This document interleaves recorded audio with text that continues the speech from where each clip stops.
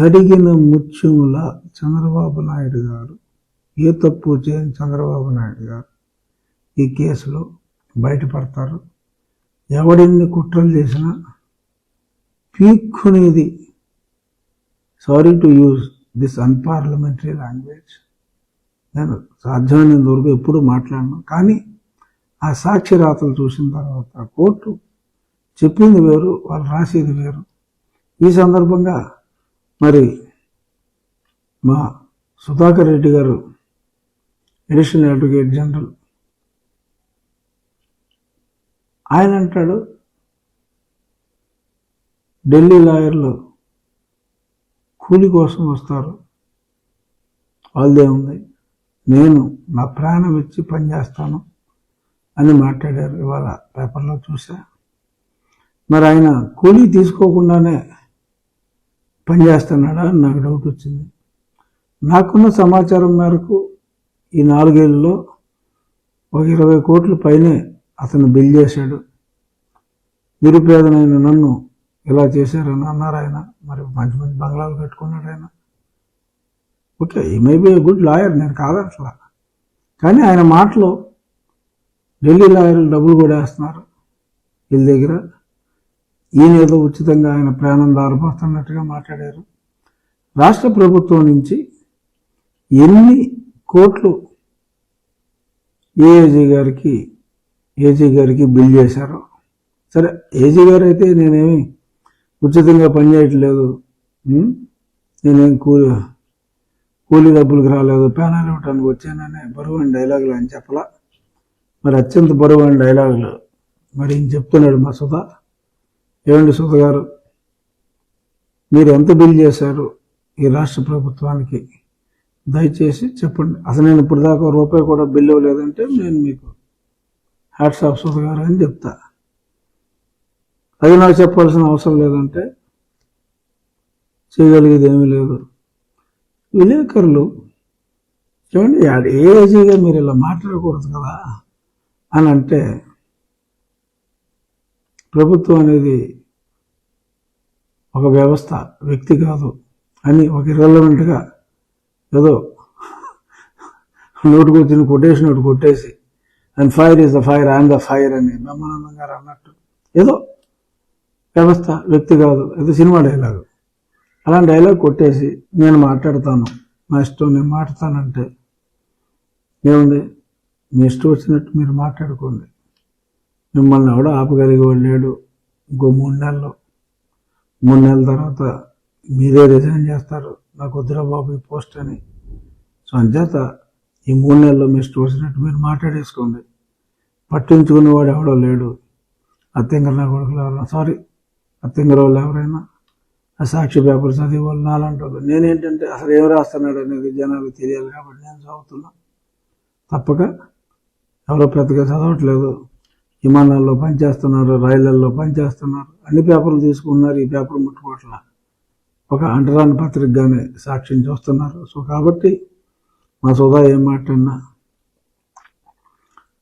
మరి నిన్న నాకు వచ్చిన అత్యద్భుతమైన ప్రజాదరణ మరి అన్ని పేపర్లో రాశారు. సాక్షులు అయితే అసలు ఫోటో కూడా వేయలేదు.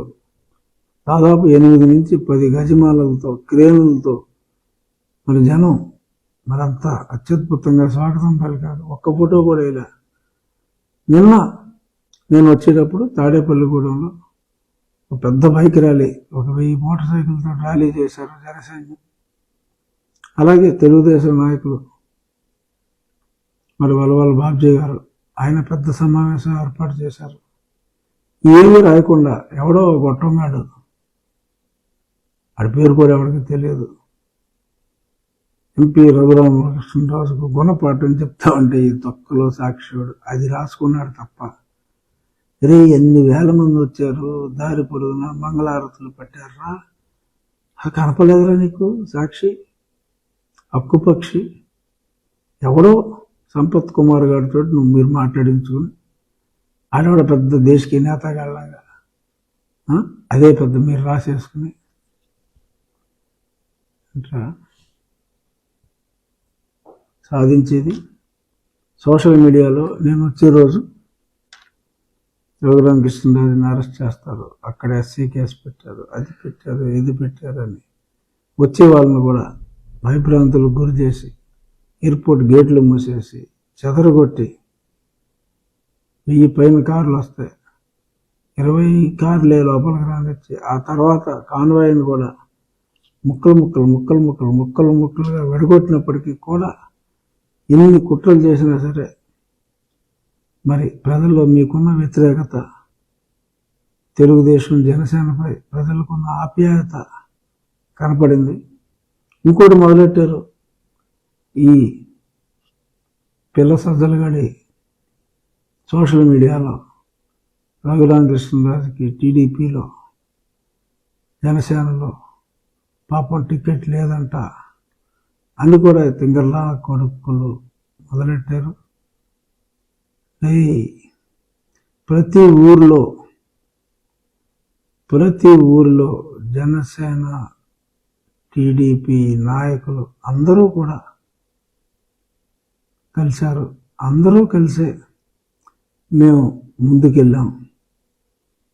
పెద్ద నాయకులు, ఆ జిల్లా అధ్యక్షులు, who is who of Telugu Desam and Janasena అందరూ కలిసే మేము ముందుకెళ్ళాము. పీక్కుంటారా అప్పుడు? అది చూసిన తర్వాత పీక్కుంటారా అన్నా. కడప సర్లే ఇందులే ఊరికే ఛాలెంజ్లు అనవసరం, కానీ చేసి చూపిస్తాం. క్యాండిడేట్ని చూసుకోండి. ముందు మీరు నా మీదకి క్యాండిడేట్ని చూసుకోండి. 3-4 మీరు అడిగితే చీకొట్టిన వాళ్ళు నాకు చెప్పారు. భిక్షాం దేహి అని ఎత్తుక్కుంటున్నారు నా మీద క్యాండిడేట్ల కోసం. మీ క్యాండిడేట్లను చూసుకోండి. నేను ఏ పార్టీ నుంచి వస్తానో ఆ పార్టీ పెద్దలతోటి మేము మాట్లాడుకుని వస్తా. ఎక్కువ మాట్లాడితే వేస్తాం గట్టిగానే. So control your self. పిచ్చి మాటలు అన్నీ అనవసరం. ఇక ఈరోజు ఇంకో ముఖ్యమైన ఇష్యూ, గిరీష ఒక ఐఏఎస్ అధికారి దోలు తీరిపోయినది. తిరుపతి కమిషనర్ కింద ఉన్నప్పుడు మరి అతను చేసిన ఓవర్ యాక్షన్, ఒక 30,000 దొంగ ఓట్లు ఎలాగైనా నెగ్గుండేవారు పాపం ఆ తిరుపతి ఎలక్షన్. ఈ మెజారిటీ కోసం తాపత్రయం ఇలాంటి తింగరేషాలు వేసేసి ఈ Jaganmohan Reddy and other Reddy gang ఇలాగా నెగ్గి ఎలక్షన్ కూడా ఫ్రాడ్ ఎంతూరా చేయటం. సో మరి ఆ ఫ్రాడ్కి సహకరించిన గిరీష మరి పరిస్థితి ఎక్కడి దాకా వస్తుంది అనుకోలేదు. మరి ఇప్పుడు అన్నమయ్యలో కలెక్టర్గా ఉంటే ఆ గిరీషాన్ని శంకరగిరి మాన్యాలు పట్టించారు ఎలక్షన్ కమిషన్. అన్ని డబ్బులతోటి పనావు మా జగన్, తెలుసుకో. కొన్ని 100 కోట్లు ఖర్చు పెడుతున్నావు, చాలా చోట్ల నీకు పని జరుగుతుంది, నేను కాదంటలా. కానీ అన్నిటి దగ్గర అవ్వదు. ప్రసాదం అన్నిటి దగ్గర పనిచేయదు. ప్రసాదం లడ్డూస్ కొన్ని దగ్గరలే పనిచేస్తాయి, కొన్ని దగ్గర కూడా కొన్నిసార్లే పనిచేస్తాయి, అన్ని వేళలా పనిచేయవు. ఏమైంది ఎలక్షన్ కమిషన్, నువ్వు జీవితకాల అధ్యక్షుడని అన్నావు, తీరిపోనాదా దోల? నీతోనే చెప్పించాక నేను ఇక్కడ రిప్రజెంటేషన్ ఇచ్చి ముందు శాశ్వతం చెల్లుద్దా లేదా అంటే చిచ్చి అసలు నేను అనలేదన్నావు. అలాగే మరి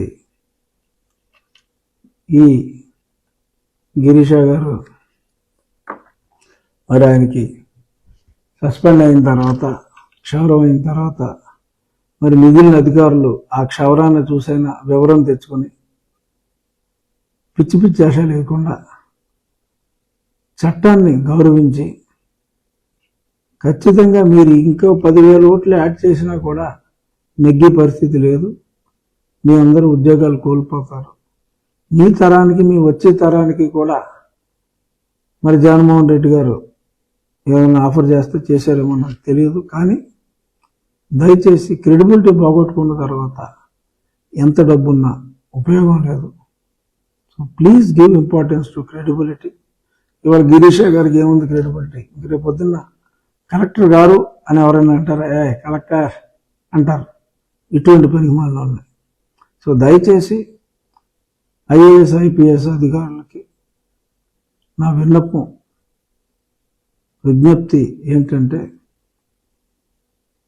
నిజాయితీగా ఉండండి ఈ విషయంలో. దొంగోట్లకు సహకరించడం, ఏదో పనులు చేయకండి. Election commission is serious now. Election commission is really serious. మొన్న మరి పాలసముద్రం దగ్గర ప్రధానమంత్రి గారు చూశారు. ఎవరిని ఎక్కడ ఉంచాలో అక్కడే ఉంచారు, ఎవరిని ఎక్కడ ఉంచాలో అక్కడే ఉంచారు. ఆమె అండర్లైన్. సో అన్యాయం చేయకండి. ఈ ప్రభుత్వం మళ్ళీ రాదు. మిమ్మల్ని మీరు ఐఏఎస్కున్న గౌరవాన్ని కించపరచొద్దు. గౌరవాన్ని ఎలివేట్ చేయండి. లేదు ఉన్న గౌరవాన్ని ఉంచండి తప్ప ఇలా గిరీష్ అలాగా ఆయన ఎప్పుడో చేశాడు ఫ్రాడ్, ఇప్పుడు పోయింది ఉద్యోగం. అలాగా మీరు ఎటువంటి తప్పులు చేయకుండా మరి ఎలక్షన్ కమిషన్ మరి గతంలో నాకు తెలిసి 52 లక్షల దొంగోట్లు ఇప్పుడు 11 లక్షలకు వచ్చింది. నా దగ్గర ఇన్ఫర్మేషన్ అంతా ఉంది. I mean regular touch with the people who really matters. ఆ 11 లక్షలు కూడా ఈ నెల రోజుల్లో పూర్తిగా నిర్మూలించలేం, కానీ 1,02 లక్షలకు తీసుకురావాలనేది తాపత్రయం. చూద్దాం. ఇప్పుడు ఈ గిరీష గారి సస్పెన్షన్తో ఇంకా చాలామందికి కనువిప్పు కలుగుతుందని చెప్పి నేను అనుకుంటున్నా. ఇక 2 అంశాలు ఉన్నాయి. మరి వాళ్ళ తప్పనిసరి పరిస్థితి అన్నీ కాకపోయినా ఇంకొకటి కవర్ చేసి మిగిలిన రేపు ఉంచుకుందాం. రేపు అంబేద్కర్ గారి విగ్రహ ప్రతిష్ఠ సందర్భంగా దాని గురించి రేపు మాట్లాడదాం. సినిమా సెట్టింగులు, దేవాలయం సినిమా సెట్టింగు ఇంట్లో వేశారు ముఖ్యమంత్రి గారికి. అసలు సంక్రాంతికి హిందువులైతే ఓకే గుడికి వెళ్తారు. నేను మా ఊర్లో మా గ్రామ దేవత మా వాళ్ళమ్మ గారిని దర్శనం చేసుకున్నా. ఎవరైనా గుడికి వెళ్తారు. మరి ఇక్కడ విపరీతం. మరి ముఖ్యమంత్రి గారు స్పెషల్ ఫ్లైట్లో తిరుపతి వెళ్ళి వచ్చినా ఒక 10 లక్షల్లో అయిపోయేది. దానికోసం ఒక సెట్టింగ్ వేశారు. ఆ సెట్టింగ్కి 2 కోట్లు అయిందని ఒకరు, 4 కోట్లు అయిందని ఒకరు. ఏదైనా 2 అయితే గ్యారంటీగా అయింది. భారీ సెట్టింగు, దేవుడి సెట్టింగు. మరి శ్రీమతి భారతిరెడ్డి గారు సెట్టింగుల్లోనే గుడికి వస్తారు తప్ప దేవాలయానికి వెళ్ళరు. అంటే మాకు ప్రజలకు తెలుసమ్మా, దేవాలయం అనేది అక్కడ ఒక గర్భగుడి, అక్కడ ఒక విగ్రహ ప్రతిష్ట. ఇప్పుడు రామాలయం కడుతున్నారు కదా అయోధ్య ట్రస్ట్ వారు, ఎలా చేస్తున్నారు రిచువల్. అలాగా ఒక ప్రాణ ప్రతిష్ట, ఒక కార్యక్రమం, ఒక క్రతువు జరగాలి. ఆ తర్వాత విగ్రహ ప్రతిష్ట. అంటే ప్రాణ విగ్రహానికి వేదాల్లో కొంత ప్రొసీజర్ ఉంది. మన ప్రాణ ప్రతిష్ట తర్వాత it is no more a stone, it is like God for us. ప్రాణ ప్రతిష్ట జరిగిన ప్రతి విగ్రహం దేవుడు ఆర్ దేవత అనేది it's a belief by Hindus. So మీరు కూడా జీసస్ క్రైస్ట్ ఒకసారి చర్చిలో పెట్టిన తర్వాత, ఎవడో తయారు చేసినప్పుడు ఎక్కడో అమ్మచ్చు, కానీ ఒకసారి చర్చిలో పెట్టిన తర్వాత is God. It's no more a statue. Is God. For the people who are praying after entering the church, for them he is the God. మా దేవుడికి మేము పెట్టుకున్న పేరు వేరు, మీ దేవుడికి మీరు పెట్టుకున్న పేరు వేరు. కావాల్సింది అల్టిమేట్గా భక్తి, విశ్వాసం, తప్పు చేయకూడదని. ఇది ఇక్కడ సెట్టింగ్లు వేసేసి దాని ఎదురుగుండా మీ బ్యాక్ని స్వామికి చూపెడుతూ భార్యాభర్తలు మీరు కూర్చుని కూర్చుంటే కూర్చున్నారు. పక్క కూర్చోవలసింది సరిగ్గా మీ బ్యాక్. అసోకాళ్ళు సెట్టింగ్ దేవుడే కాబట్టి మేమేం ఫీల్ కాం. అదేం ప్రాణ ప్రతిష్ఠ జరగలేదు కాబట్టి ఫీల్ అవ్వాల్సిన అవసరం లేదు.